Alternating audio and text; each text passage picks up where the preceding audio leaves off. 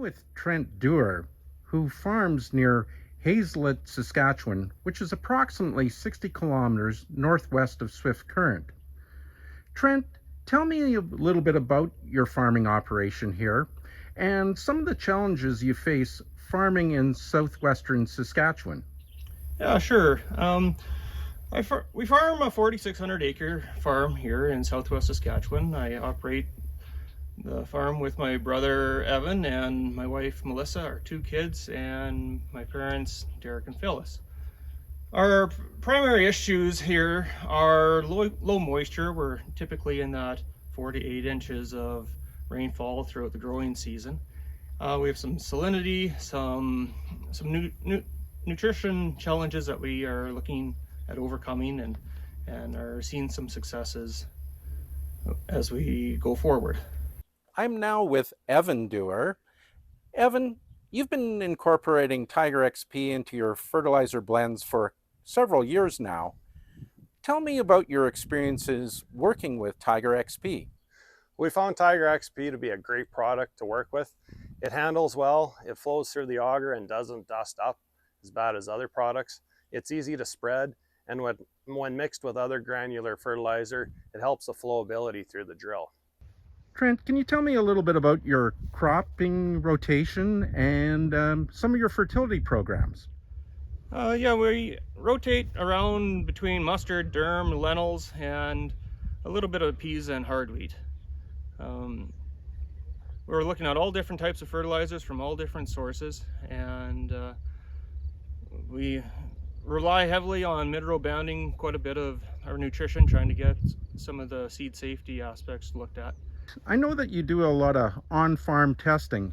Tell me about one of your experiences. So a few years ago, we wanted to look at zinc and copper as is that an area that we needed to boost our soils up in. So we did some trials, a hard wheat trial, and we ran 30 pounds of Tiger-Sul copper and zinc and 60 pounds of each in another row versus some competitor products. What we seen was we got some hard wheat plots to yield over 100 bushel in that particular year. Looking into it a little bit further, it turned out that we were actually pretty low in sulfur, and maybe we were seeing the positive results as a sulfur boost.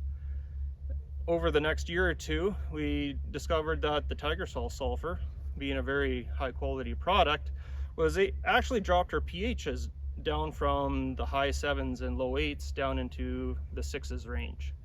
What that has done is allowed nutrition in the soil to be released, and we're seeing better test weights, better quality grain, and higher yields as a result. I'm now in a field of brown mustard with Trent. Trent, you've got two plants significantly different from one another. Tell me about that.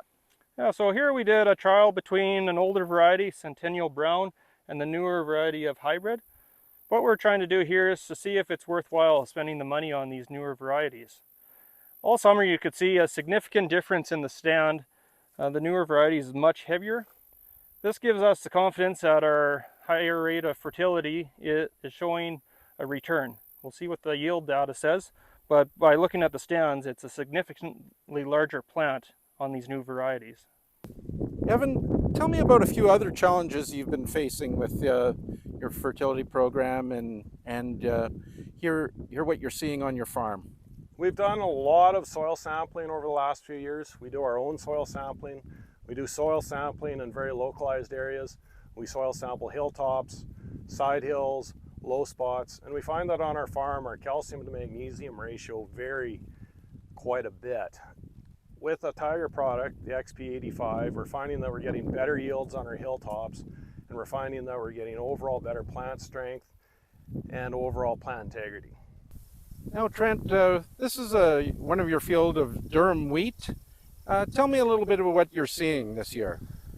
Yeah, with the use of Tiger-Sul products, we've been able to reduce our fertilizer volumes by replacing some of the ammonia sulfate.